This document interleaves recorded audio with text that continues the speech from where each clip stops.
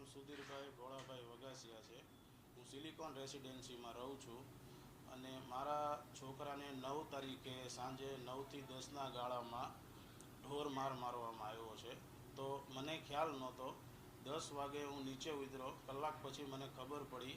ત્યાં મને બાળકોએ કીધું કે તમારા છોકરાને માર્યો છે. એટલે મેં એના ગાલ ઉપર સાંભા પડી ગયા હતા અને મેં એને જોયું કે ભાઈ ગાલ ઉપર સાંભા પડી ગયા છે, આંખ સોજી ગઈ છે. એટલા માટે મેં સીસીટીવી ફૂટેજ એના ચેક કરવા માટે મારા C3ના પ્રમુખ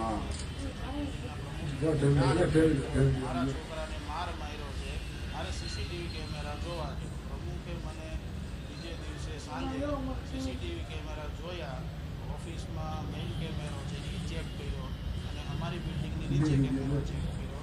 તો ડસડીને ખૂણામાંથી લાવે છે પિલોર પાસે, ત્યાં પહેલાં ડસડીને ત્યાં લાવે છે ત્યારે માર મારે છે, ત્યારે ડસડીને લાવ્યા પછી પિલોર પાસે એને ઘા કરે છે અને માર મારે છે.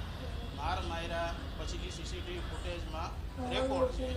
એટલે અમે બીજે દિવસે સરથાણા પોલીસ સ્ટેશનમાં સવારમાં કમ્પ્લેન કરી કે સાહેબ મારા છોકરાને ઢોર માર માર્યો. સાહેબે અમારી અરજી લીધી. અમે એને અરજી પછી સવારમાં બીજે દિવસે એને કહેવાનું કે ભાઈ મારા છોકરાને તમે આટલો બધો કેમ. લેડીસે એવું કીધું હજી મારો ડોરબેલ મારશે તો હજી હું એને મારીશ. એટલે અમે પછી કમ્પ્લેન કર્યા પછી સાહેબે અમારી અરજી લીધી. ત્યાર પછી હજી હું આગળ કાર્યવાહીની માંગ કરું છું કે મારા છોકરાને ન્યાય મળે અને કાયદો કાયદાનું કામ કરે. અમે કોઈ ઝઘડો નથી કર્યો, અમે એને કીધું નથી. અમે કાયદાને માની છે અને કાયદેસરની કાર્યવાહી થાય એવી મારી માંગ છે.